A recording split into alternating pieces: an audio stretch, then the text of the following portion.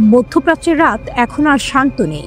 আকাশে সাইরেন বাজে, আলো ঝলমল করে ওঠে যুদ্ধ বিমানের। কিন্তু ইসরায়েলের প্রযুক্তি আর প্রতিরক্ষা ব্যবস্থার আড়ালে হঠাৎ করে আঘাত হানছে ইয়েমেনের প্রতিরোধ যোদ্ধারা। আমরা নীরব থাকবো না, বর্বরতার জবাব দেব, এমন ঘোষণা দিয়ে তারা এবার একের পর এক ড্রোন ও মিসাইল হামলায় কাঁপিয়ে তুলেছে তেল আবিব থেকে নেগেভ মরুভূমি পর্যন্ত। ইসরায়েলের জন্য কি তবে নরকের দরজা খুলে দিয়েছে? ইরানের প্রতিরোধে রক্ষক 4টি ড্রোন ছুটে যায় ইসরায়েলি ভূখণ্ডের দিকে, 3টি আঘাত হানে রামন বিমানবন্দরে, আরেকটি বিস্ফোরণ ঘটে আল নাকাব মরুভূমিতে ইসরায়েলের নতুন সামরিক ঘাঁটিতে। ইয়েমেনি প্রতিরোধ বাহিনীর মুখপাত্র ব্রিগেডিয়ার জেনারেল ইয়াহিয়া সারি দাবি করেন, আমরা শীর্ষ পর্যায়ের লক্ষ্যবস্তুতে সফল আঘাত হেনেছি। ইসরায়েলের হামলায় গাজায় ফিলিস্তিনি রক্ত ঝরছে প্রতিদিন। সেই রক্তের প্রতিশোধ নিয়েই ইয়েমেনি বাহিনী যেন নতুন ফ্রন্ট খুলেছে। শুধু আকাশ নয়, সমুদ্রেও তারা ইসরায়েল ও তার মিত্র দেশের জাহাজগুলোতে আগুন ছড়িয়েছে লোহিত সাগর থেকে ভারত মহাসাগর পর্যন্ত। গাজায় যুদ্ধ শুরুর পর থেকে ইয়েমেনিরা সামনে এসে গেছে প্রতিরোধের অগ্রভাগে, যেন দূর থেকে দাঁড়িয়ে থাকা নয়, বরং সরাসরি যুদ্ধক্ষেত্রে নেমে পড়েছে। ইসরায়েলের কৌশল ভেঙে দিচ্ছে ইয়েমেন। এর আগে ইয়েমেন একটি হাইপারসনিক ব্যালিস্টিক মিসাইল ছুড়ে কাঁপিয়ে দিয়েছে নেগেভ মরুভূমি, সাথে 3টি ড্রোন গিয়ে আঘাত হানে দক্ষিণাঞ্চলীয় শহর ইলাতের রামন বিমানবন্দরে। এর আগেও তেল আবিব অধিকৃত এলাকা জুড়ে সাইরেন বাজিয়ে দিয়েছে ইয়েমেনি মিসাইল। ইসরায়েল যতই প্রতিরক্ষা ব্যবস্থা গড়ে তোলে, প্রতিরোধ যোদ্ধাদের আক্রমণ ঠিকই পৌঁছে যাচ্ছে কৌশলগত জায়গায়। প্রতিদিনই যেন নতুন করে আতঙ্কের খবর আসছে। আর কোথায় আঘাত করবে ইয়েমেন? ইয়েমেনি সিংহদের অদম্য শক্তি। ইসরায়েল ও পশ্চিমারা ভেবেছিল ইয়েমেন দুর্বল, কিন্তু তাদের ধারণা ভেঙে দিয়েছে ইয়াহিয়া সারির বক্তব্য। আমাদের অবস্থান দুর্বল করার সব চেষ্টা ব্যর্থ হবে।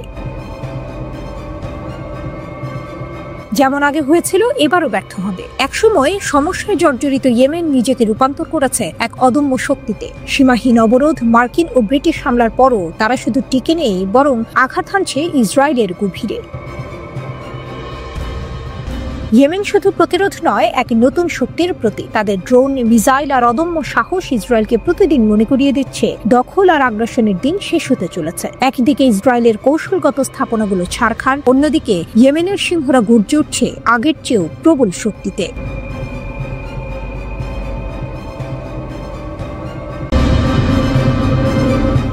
মুসলিম ন্যাটো। ইসরায়েলের আগ্রাসনের জবাবে গর্জে উঠছে নতুন এক সামরিক স্বপ্ন। যদি পশ্চিমা দুনিয়া নিজেদের রক্ষায় ন্যাটো বানাতে পারে, তবে মুসলিম দুনিয়া কেন নয়? এই প্রশ্ন এখন ঘুরপাক খাচ্ছে কায়রো থেকে তেহরান পর্যন্ত। ইসরায়েলি প্রধানমন্ত্রী বেনিয়ামিন নেতানিয়াহু যেন পুরো মুসলিম বিশ্বের বিরুদ্ধে যুদ্ধ ঘোষণা করেছেন। একের পর এক হামলায় চলছে মধ্যপ্রাচ্যের অন্তত 5টি মুসলিম দেশ, সাথে উত্তর আফ্রিকার একটি দেশও। ঝুঁকিতে আছে আরও অনেকে। পরিস্থিতি এমন পর্যায়ে পৌঁছেছে যে ইসলামিক দেশগুলো আবার ভাবতে শুরু করেছে, সময় কি এসেছে একটি মুসলিম ন্যাটো গঠনের? আগুনে ঘি। ইরান ও মিশরের প্রস্তাব। মিশর প্রথমেই ন্যাটোর আদলে একটি ইসলামিক সামরিক জোটের প্রস্তাব দিয়েছে। একই সুরে কথা বলেছে ইরান ও ইরাক। ইরান শুধু প্রস্তাবই দিচ্ছে না, বলছে তারাই দিতে পারবে প্রযুক্তিগত নেতৃত্ব। কারণ এরই মধ্যে ইরান প্রমাণ করেছে নিজেদের বানানো মিসাইল দিয়েই ইসরায়েলের কৌশল ভেঙে চুরমার করা যায়। তাদের কামিকাজে ড্রোন আজ ইউক্রেন যুদ্ধে রাশিয়ার হাতকে শক্ত করছে। আর আয়াতুল্লাহ খামেনির বাহিনী যুদ্ধক্ষেত্রে বহুবার নিজেদের শক্তি দেখিয়েছে। যদি ইরান নেতৃত্ব দেয়, তবে কি উপসাগরীয় দেশগুলো নিজেদের পশ্চিমা মিত্রদের ছেড়ে সত্যিই এদিকে ঝুঁকবে? মুসলিম বিশ্বের লুকানো শক্তি। একদিকে আমেরিকা, ন্যাটো আর ইসরায়েল, ত্রিমুখী জোট। অন্যদিকে মুসলিম দেশগুলোর সামরিক শক্তির চিত্রও কম ভয়ঙ্কর নয়। তুরস্ক, ন্যাটোর সদস্য, প্রতিরক্ষা শিল্পে দারুণ অগ্রগতি। নতুন সব ড্রোন ও যুদ্ধ সরঞ্জামে ইসলামিক বিশ্বের সেরা সামরিক শক্তি। পাকিস্তান, একমাত্র পারমাণবিক মুসলিম দেশ, আকাশযুদ্ধে ভারতের বিরুদ্ধে সাম্প্রতিক সাফল্যে বিশ্বকে চমকে দিয়েছে। সৌদি আরব, বিশ্বে অন্যতম বৃহৎ প্রতিরক্ষা বাজেট, হাতে আমেরিকান ও ব্রিটিশ অত্যাধুনিক অস্ত্র। মিশর, আফ্রিকার মাটিতে বিশ্বের অন্যতম শক্তিশালী সামরিক বাহিনী। ফিলিস্তিন, লেবানন ও ইয়েমেনের প্রতিরোধ যোদ্ধারা, মাঠের যোদ্ধা যারা প্রতিদিন ইসরায়েলকে চ্যালেঞ্জ জানাচ্ছে। টাকার ঝাঁপি, আগ্রাসনের জবাব। একটি শক্তিশালী মুসলিম সামরিক জোট গঠনের জন্য অর্থের অভাব হবে না। উপসাগরীয় দেশগুলোর হাতে রয়েছে অগণিত তেল, ডলার। এতদিন তারা পশ্চিমা অস্ত্রের দিকে ঝুঁকেছিল, কিন্তু এখন যদি তারা ইরান, তুরস্ক, রাশিয়া বা চীনের দিকে মুখ ফেরায়, তবে বদলে যেতে পারে পুরো বিশ্ব শক্তির ভারসাম্য। সিনেম্যাটিক দৃশ্য কল্পনা করুন। কায়রোর বিশাল হলঘরে টেবিল ঘিরে বসে আছেন মুসলিম বিশ্বের সেনাপতিরা। তাদের চোখে একটাই দৃঢ়তা, ইসরায়েলের আগ্রাসন আর চলবে না। তেহরানের মানচিত্রে আঁকা হচ্ছে নতুন প্রতিরক্ষা পরিকল্পনা। ইসলামাবাদের ঘাঁটিতে গর্জন করছে যুদ্ধ বিমান। রিয়াদের বিলাসবহুল প্রাসাদে বসে সৌদি নেতৃত্ব অর্থের ঝাঁপি খুলছে। আর গাজার ধ্বংসস্তূপের ভেতর থেকে উঠে আসছে একটাই স্লোগান, মুসলিম ন্যাটো চাই। ইসরায়েল হয়তো ভেবেছিল একে একে মুসলিম দেশগুলোকে আক্রমণ করে ভেঙে ফেলা সহজ হবে, কিন্তু ফল হয়েছে উল্টো। তাদের আগ্রাসনই এখন এক বিশাল জোট গঠনের পথে ঠেলে দিচ্ছে মুসলিম বিশ্বকে। প্রশ্ন এখন শুধু সময়, কবে তৈরি হবে সেই মুসলিম ন্যাটো? আর তৈরি হলে বিশ্ব রাজনীতির মানচিত্রে সেটা হবে কি সবচেয়ে বড় গেম চেঞ্জার?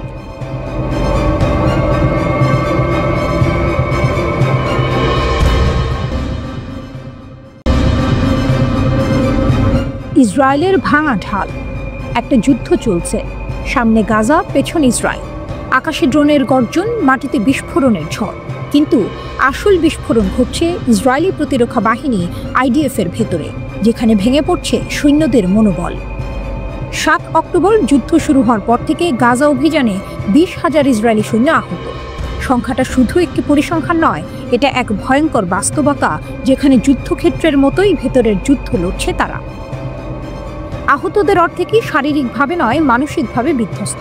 ইসরায়েলি প্রতিরক্ষা মন্ত্রণালয় জানিয়েছে 56% সৈন্যের মধ্যে ধরা পড়েছে PTSD, যুদ্ধ পরবর্তী মানসিক আঘাত। এক একজন সৈন্য দিনের আলোতেও রাতের দুঃস্বপ্নে ভুগছে। অনেকের শরীরও আর সাড়া দিচ্ছে না। 99 জন অঙ্গহানিপ্রাপ্ত, 16 জন সম্পূর্ণ পক্ষাঘাতগ্রস্ত। যুদ্ধ তাদের থেকে কেড়ে নিয়েছে হাত, পা, এমনকি দাঁড়ানোর ক্ষমতাও। মৃত্যুর থেকেও ভয়ঙ্কর এক শত্রু দাঁড়িয়ে গেছে, আত্মহত্যা। ইসরায়েলি মিডিয়া বলছে শুধু এই বছরেই প্রায় 20 জন সৈন্য আত্মহত্যা করেছে। IRNA জানাচ্ছে যুদ্ধ শুরু হওয়ার পর থেকে আত্মহত্যার সংখ্যা অন্তত 43। এটা প্রমাণ করে ইসরায়েলের সবচেয়ে বড় ক্ষতি ঘটছে যুদ্ধক্ষেত্রে নয়, বরং সৈন্যদের মনের ভেতরে। এদিকে বিভিন্ন ফ্রন্টে 904 জন ইসরায়েলি সেনা নিহত। শুধু 7 অক্টোবরেই প্রাণ গেছে 329 জনের। গাজায় স্থল অভিযানে মরেছে আরও 460 জন। হিজবুল্লাহর আক্রমণে নিহত 29, আর লেবাননের সংঘর্ষে প্রাণ হারিয়েছে 51 জন সৈন্য। প্রতিদিন যেন নতুন কফিন নামছে ইসরায়েলের ঘরে ঘরে। কিন্তু এখানেই থেমে নেই কাহিনী। প্রতিরক্ষা মন্ত্রণালয়ের তথ্যে দেখা যাচ্ছে আহতদের 64% রিজার্ভ সৈন্য, মানে যারা সাধারণ জীবন থেকে হঠাৎ টেনে আনা হয়েছে যুদ্ধে। এদের অনেকেই পরিবার ছেড়ে মাঠে, কিন্তু ফেরার পথে তারা হয় দেহে ক্ষত নিয়ে। এখন ইসরায়েল দৌড়াচ্ছে নতুন সমাধানের দিকে। প্রতিরক্ষামন্ত্রী কার্টস আর অর্থমন্ত্রী স্মোট্রিচ গঠন করেছেন একটি জাতীয় কমিটি। নেতৃত্বে থাকবেন অধ্যাপক শ্লোমো মোর ইয়োসেফ। তাদের লক্ষ্য একটা বৃহৎ পুনর্বাসন ব্যবস্থা দাঁড় করানো। কারণ বাস্তবতা হলো ইসরায়েলের আহত সৈন্যদের সারাতে হাসপাতালের চেয়ে বড় যুদ্ধক্ষেত্র আর কোথাও নেই। কিন্তু প্রশ্ন হলো, যখন সৈন্যরা মানসিকভাবে হেরে যাচ্ছে, যখন শত শত পরিবার কফিন বুকে টেনে নিচ্ছে, তখন যুদ্ধের আসল বিজয়ী কে? ফিলিস্তিনের গাজায় নৃশংস হামলা ও হত্যাযজ্ঞের মধ্যে ইসরায়েল সফর করেছেন যুক্তরাষ্ট্রের পররাষ্ট্রমন্ত্রী মার্কো রুবিও। ইসরায়েলের প্রধানমন্ত্রী বেনিয়ামিন নেতানিয়াহুর সঙ্গে সাক্ষাৎ করেছেন তিনি। মার্কিন পররাষ্ট্রমন্ত্রী বলেছেন, গাজায় চলমান সংঘাতে ইসরায়েলকে অবিচল সমর্থন দিয়ে যাবে তাঁর দেশ। উপত্যকাটি থেকে হামাসকে নির্মূল করার আহ্বানও জানিয়েছেন তিনি।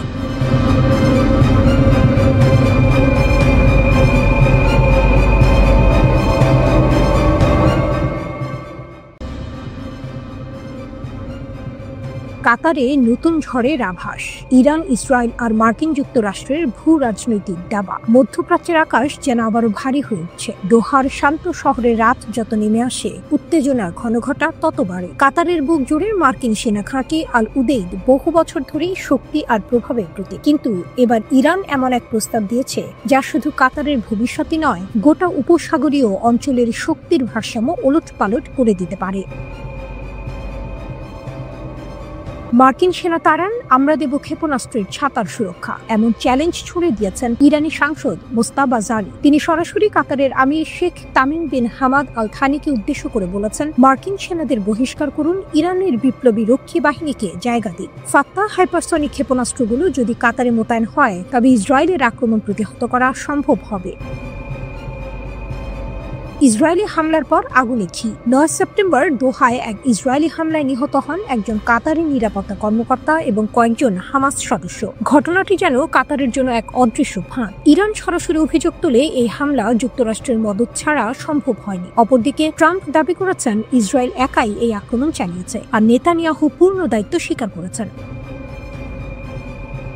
এই ঘটনার পর থেকেই দোহা দ্বিধার মধ্যে। একদিকে আমেরিকার সবচেয়ে বড় ঘাঁটি আল উদেইদ, যেখানে কাতার বছরের পর বছর ধরে মার্কিন ছায়াতলে আছে, অন্যদিকে প্রতিবেশী ইরান এখন প্রস্তাব দিচ্ছে অস্ত্রের ঢাল হয়ে দাঁড়ানোর। মঞ্চের আড়ালে গোপন খেলা। ইরানের মেজর জেনারেল মুসাভি হুঁশিয়ারি দিয়ে বলেছেন, কাতারের নিরাপত্তায় ইরান কখনো দ্বিধা করবে না। এর আগে জুন মাসে 12 দিনের যুদ্ধে ইরান সরাসরি আল উদেইদ ঘাঁটিতে ক্ষেপণাস্ত্র নিক্ষেপ করেছিল। যদিও কাতারের প্রতিরক্ষা ব্যবস্থা অধিকাংশ ক্ষেপণাস্ত্র আটকাতে সক্ষম হয়েছিল, তবু বার্তা ছিল স্পষ্ট, ইরান চাইলে আঘাত হানতে পারে, আবার চাইলে ঢালও হতে পারে। রাজনৈতিক মঞ্চে উত্তাল আওয়াজ। কাতারের প্রধানমন্ত্রী আরব পররাষ্ট্রমন্ত্রীদের বৈঠকে ক্ষুব্ধ কণ্ঠে বলেন, এবার সময় এসেছে দ্বিমুখী নীতি বন্ধ করার। ইসরায়েলকে তার অপরাধের জন্য শাস্তি পেতেই হবে। ফিলিস্তিনিদের উৎখাতের চেষ্টা কখনোই সফল হবে না। তিনি আরও সতর্ক করে দেন, আমরা যদি আজই বাস্তব পদক্ষেপ না নিই তবে কালকে আমরা সবাই এক অবিরাম রক্তপাত আর ধ্বংসের মাঝে পড়ে যাব। এক অজানা ভবিষ্যতের পথে কাতার এখন দাঁড়িয়ে আছে এক দ্বিমুখী সড়কে। বাম পাশে আমেরিকা, যার সাথে জোট বহু পুরনো, যার ছায়াতলে কাতার নিরাপদ থেকেছে। ডান পাশে ইরান, যে প্রতিবেশী হিসেবে প্রস্তাব দিচ্ছে হাইপারসনিক ঢাল, তবে বিনিময়ে চাইছে আমেরিকানদের তাড়াতে। সিনেম্যাটিক দৃশ্য কল্পনা করুন। দোহায় রাত গভীর, আকাশে সাইরেনের আলো ঝলমল করছে। একদিকে মার্কিন ঘাঁটি থেকে যুদ্ধ বিমান উঠতে প্রস্তুত, অন্যদিকে ইরানি ক্ষেপণাস্ত্র বাহিনী সীমান্ত পেরিয়ে এগিয়ে আসছে। কাতারের সিদ্ধান্ত এখন শুধু তার নিজের নয়, পুরো উপসাগরীয় অঞ্চলের ভবিষ্যৎ নির্ধারণ করতে পারে। একটি দেশ, দুটি শক্তিধর জোট, আর মাঝখানে এক সিদ্ধান্ত। কাতার কি মার্কিন বাহিনীকে বহিষ্কার করে ইরানের ক্ষেপণাস্ত্র ঢালে ভরসা করবে, নাকি পুরনো মিত্র আমেরিকার সঙ্গেই পথ চলবে? যাই হোক, ইতিহাসের ঘড়ি টিকটিক করে এগোচ্ছে।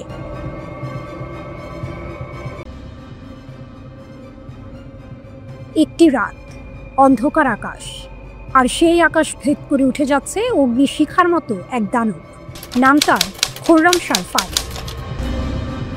এটি কি শুধুই একটি ক্ষেপণাস্ত্র, নাকি এটি এক নতুন অধ্যায়, যেখানে ইরান আর শুধু আঞ্চলিক খেলোয়াড় নয়, বরং বৈশ্বিক শক্তির মঞ্চে এক নতুন প্রতিদ্বন্দ্বী? সাম্প্রতিক দিনগুলোতে ইরানের এক শীর্ষ নেতা প্রকাশ্যে হুঁশিয়ারি দিয়েছেন, এবার আর কেবল ইসরায়েল নয়, মিসাইল ছুটবে সরাসরি আমেরিকার মূল ভূখণ্ডে। এই কথার পরেই ওয়াশিংটনে শুরু হয়েছে গুঞ্জন, ভয় আর অস্থিরতা। কারণ খবর এসেছে ইরান হয়তো তৈরি করছে তাদের প্রথম আন্তঃমহাদেশীয় ব্যালিস্টিক ক্ষেপণাস্ত্র বা ICBM। গল্পের শুরু একটি ভিডিও থেকে। কয়েকদিন আগে অনলাইনে ছড়িয়ে পড়ে দৃশ্যটি। আকাশে উঠে যাচ্ছে এক বিশাল ক্ষেপণাস্ত্র। যদিও ফুটেজটি 2023 সালে খোররামশার তোলা পুরনো দৃশ্য, তবুও নতুন করে আলোড়ন তুলেছে বিশ্বে। কারণ এবার আলোচনা শুরু মিডিয়ার কল্পনা নয়, বরং প্রযুক্তির বাস্তবতার আড়ালে লুকিয়ে থাকা এক সম্ভাব্য রূপান্তর। খোররামশার 5 নামটি এতদিন আনুষ্ঠানিকভাবে ঘোষণা করা হয়নি, কিন্তু বিশেষজ্ঞদের দাবি এটি হতে পারে ইরানের প্রথম ICBM। এর পাল্লা বলা হচ্ছে প্রায় 12,000 কিলোমিটার, অর্থাৎ তেহরান থেকে ছুটে গিয়ে সরাসরি আঘাত হানতে পারবে আমেরিকার রাজধানী ওয়াশিংটনে। শুধু দূরত্ব নয়, গতিতেও রয়েছে বিস্ময়কর শক্তি। এর গতি বলা হচ্ছে ম্যাক 16, প্রায় ঘন্টায় 20,000 কিলোমিটার। এত গতি সাধারণত দেখা যায় কেবল উন্নত রাষ্ট্রগুলোর হাইপারসনিক অস্ত্রে। ইরান 2015 সালে ঘোষণা করেছিল তাদের ক্ষেপণাস্ত্র 2000 কিলোমিটারের বেশি পাল্লার হবে না। যুক্তি ছিল স্পষ্ট, এটি শুধু প্রতিরক্ষা, আঞ্চলিক হুমকি মোকাবিলার জন্য যথেষ্ট। কিন্তু সময় বদলেছে। ইসরায়েলের আগ্রাসন, যুক্তরাষ্ট্রের অবিরাম চাপ, আঞ্চলিক অস্থিরতা, সব মিলিয়ে ইরান যেন তার পুরনো প্রতিশ্রুতি ছিঁড়ে ফেলছে। তবে শুধু রাজনৈতিক সিদ্ধান্ত নয়, প্রযুক্তিগত দিক থেকেও এটি এক মহাকাব্যিক চ্যালেঞ্জ। একটি ক্ষেপণাস্ত্রকে মহাকাশের বাইরে পাঠানো, তারপর আবার বায়ুমণ্ডলে প্রবেশ করিয়ে সঠিক লক্ষ্যে আঘাত করা, এ যেন বিজ্ঞানের সবচেয়ে কঠিন সমীকরণ। আর ইরান যদি সত্যি এটি করে থাকে, তবে তা বিশ্ব রাজনীতির ভারসাম্য পাল্টে দিতে বাধ্য। শোনা যাচ্ছে খোররামশার 5 বহন করতে পারবে 2 টনের ওয়ারহেড, যা অনেক দেশের পারমাণবিক বা বাংকার ভেদি বোমার সমতুল্য। যদিও এখনো নিশ্চিত নয় এটি সত্যি 12,000 কিলোমিটার পারবে নাকি 5,500 কিলোমিটার পর্যন্ত সীমাবদ্ধ। ক্ষেপণাস্ত্র বিজ্ঞানের নিয়ম বলছে পাল্লা বাড়লে পেলোড কমে, তবু এর সামর্থ্য নিয়ে ইতোমধ্যেই পশ্চিমা দুনিয়ায় কাঁপন লেগে গেছে। এখানে মনে করিয়ে দেওয়া জরুরি, ইরান ইতিমধ্যে হাইপারসনিক ক্ষেপণাস্ত্র তৈরি করে বিশ্বকে চমকে দিয়েছে।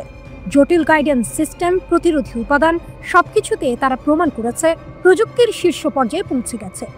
ফলে খোররামশার 5-এর কথিত গতি ও পাল্লা যদিও কারো কাছে অবিশ্বাস্য মনে হয়, বাস্তবতায় তা অসম্ভব নয়। তেহরান এখনো সরকারি ঘোষণা দেয়নি, কিন্তু যখন প্রতিরক্ষামন্ত্রী আজিজ নাসেরজাদে সম্প্রতি বললেন আমরা 2 টনের ওয়ারহেড হাইপারসনিক গতিতে পরীক্ষায় সফল হয়েছি, তখন অনেকে ফিস ফিস করে বললেন একি তবে খোররামশার 5-এর ছায়া। গল্পটি রহস্যময়, হয়তো এটি কেবল গুজব, হয়তো সত্যি শুরু হয়েছে এক নতুন যুগ। তবে এক জিনিস নিশ্চিত, এই নামের চারপাশে জন্ম নিয়েছে এক অদৃশ্য আতঙ্ক। আর আতঙ্ক মানেই শক্তি। ইরান সেই শক্তির মালিক হয়ে উঠছে, যাকে থামানো এত সহজ নয়। উন্নত প্রযুক্তির স্যাটেলাইট উন্মোচন করল ইরান। আকাশ ছুঁয়ে নতুন শক্তির ঘোষণা। আকাশের বুক যেন হয়ে উঠল নতুন যুদ্ধক্ষেত্র। সেখানে যার উপস্থিতি, যার চোখ, যার প্রযুক্তি, সেই ভবিষ্যতের নিয়ন্ত্রক। আর এবার সেই নিয়ন্ত্রণের খেলায় নিজের শক্তি দেখিয়ে দিল ইরান। 30 অগস্ট তেহরানের মহাকাশ গবেষণাগারে যখন উদ্ভাসিত হলো কাউসার 1 নামের উন্নত প্রযুক্তির স্যাটেলাইট, তখন মনে হলো এ যেন আরেকবার ইরান নিজের অদম্য শক্তির পতাকা উড়িয়ে দিল মহাশূন্যে। অনুষ্ঠানে উপস্থিত ছিলেন ইরানের উপমন্ত্রী এবং মহাকাশ সংস্থার প্রধান হাসান সালারিয়ে। তার কণ্ঠে ভেসে উঠছিল গর্বের সুর। ইরান শুধু স্যাটেলাইট বানাচ্ছে না, বানাচ্ছে আস্থা, বানাচ্ছে স্বপ্ন, বানাচ্ছে আগামী দিনের শক্তি। তিনি ঘোষণা দিলেন কয়েক মাসের মধ্যেই দেশীয়ভাবে নির্মিত 2য় মডেল মহাশূন্যে ভেসে উঠবে। এক দুরন্ত দৃশ্য, যেখানে ক্ষণিকের নীরবতার পর আকাশ চিরে ঝলসে উঠবে নতুন প্রযুক্তির আলো। গত বছর রাশিয়ার সোয়ুজ লঞ্চার ব্যবহার করে কাউসার 1 এবং হোদদ উপগ্রহগুলো সফলভাবে কক্ষপথে স্থাপন করেছিল ইরান। 1 বছরেরও কম সময়ে আবার আপগ্রেড করা সংস্করণ নিয়ে হাজির তারা। এবার আর কেবল পরীক্ষামূলক নয়, এবার পূর্ণাঙ্গ শক্তির প্রদর্শনী। নতুন সংস্করণের ওজন 50 কিলোগ্রাম। সেটি উঠবে 500 কিলোমিটার উচ্চতায় সূর্য সমকালীন কক্ষপথে। আর সেখানে থেকে নজর রাখবে রিমোট সেন্সিং, কৃষির নিখুঁত মানচিত্র, ইন্টারনেট অফ থিংস, এমনকি কৌশলগত পর্যবেক্ষণে। ইরান আর শুধু ভূখণ্ড রক্ষার খেলোয়াড় নয়, সে এখন মহাশূন্যেরও প্রহরী।